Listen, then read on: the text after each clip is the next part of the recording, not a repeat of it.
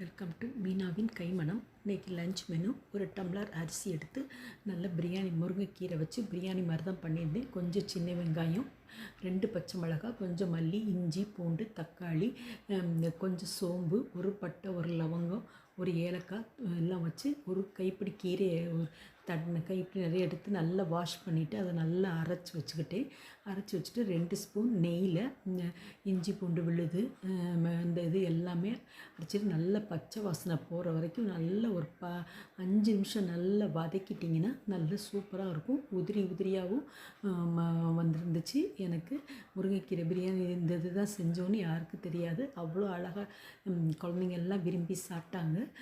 இந்த மாதிரி ஒரு தடவை ட்ரை பண்ணி பாருங்கள். நம்ம முருங்கைக்கீரை பொரியல் பண்ணுறோம், கூட்டு பண்ணியிருக்கோம். இந்த மாதிரி ஒரு தடவை ட்ரை பண்ணி பாருங்கள். டிஃபன் பாக்ஸ் ரெசிபிக்கும் கொடுத்து விடலாம், ஸ்கூலுகளுக்கு குழந்தைங்களுக்கு கொடுத்து விடலாம். இதுக்கு தயிர் பச்சடியும் முட்டையும் காலையில் குழந்தைங்களுக்கு கொடுத்து விட்டாச்சு. நாங்கள் எங்களுக்கு மட்டும்தான்ட்டு கொஞ்சம் வெங்காய வடகமும் ஊறுகாயும் நாங்கள் வச்சு இருந்துச்சு, அது மட்டும் எடுத்துக்கிட்டேன் எனக்கு மட்டும்னால. இந்த மாதிரி நீங்களும் வீட்டில் செஞ்சு சாப்பிட்டு பாருங்கள். நல்ல பச்சை வடை தான், தண்ணி கொதித்தது ரைஸ் போட்டதும் எடுத்திருந்தேன். அது கொஞ்சம் வீடியோ சரியாக தெரியல, அதனால் இந்த மாதிரி நல்லா உதிரியாக வந்துச்சு. இந்த மாதிரி நீங்களும் செஞ்சு சாப்பிட்டு பாருங்கள். தேங்க்ஸ் ஃபார் வாட்சிங். இந்த வீடியோ பிடிச்சிச்சின்னா சப்ஸ்கிரைப் பண்ணுங்கள், லைக் பண்ணுங்கள், ஷேர் பண்ணுங்கள்.